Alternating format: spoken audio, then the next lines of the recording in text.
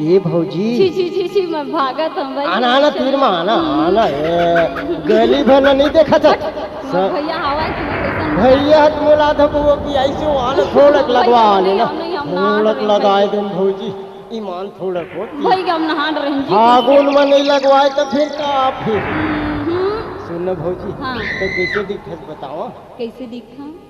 अरे जोगनी सही तोर माथा के टिकली और मोती सही तोरे दांत और कोनी सांचा मढ़ारे भौजी तोरा हो बड़ी गुरी तूर तोरे बाप। छी ऐसा मत कहा भाई। सुन भौजी हाँ चल हाँ मोर भौजी कहाँ रंगाए तोरे मुखड़ाला चल हाँ भौजी खाए पान मुख रंग डारे चल हाँ देवर बाबू खाए पान मुख रंग डारे।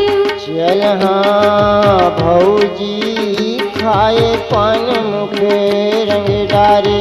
चल हाँ देवर बाबू खाए पान मुख रंग डारे। अरे खाए पान मुख रंग डारे मोर भौजी ओ खाए पान मुख रंग डारे। अरे खाए पान मुख रंग डारे देवर बाबू खाए पान मुख रंग डारे।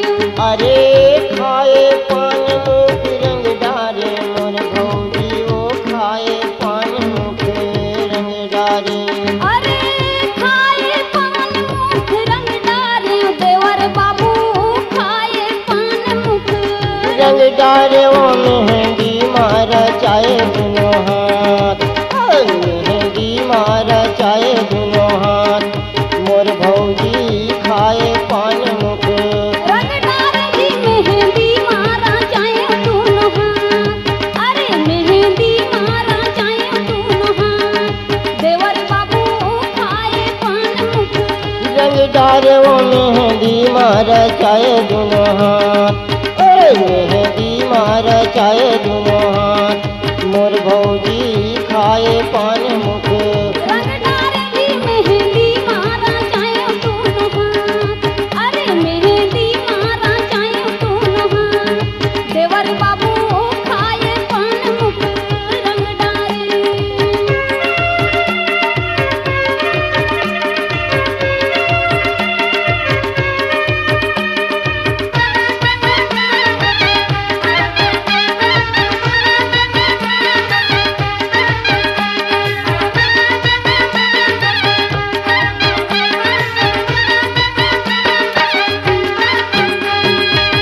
कहाँ रंगाए तोर मुखड़ाला भौजी ओ कहाँ रंगाए तोरे मुखड़ाला। ए कहाँ रंगायो मोर मुखड़ाला देवर बाबू कहाँ रंगायो मोर मुखड़ाला। अरे कहाँ रंगाए तोर मुखड़ाला भौजी ओ कहाँ रंगाए तोरे मुखड़ाला। अरे कहाँ रंगायो मोर मुखड़ाला देवर बाबू कहाँ रंगायो मोर मुखड़ाला वो ते कहाँ रंगाए दोनों हाथ कहाँ रंगाए दोनों हाथ भौजी खाए पान मुख रंग डारे जी मेहंदी मारा चाहे दोनों हाथ। अरे मेहंदी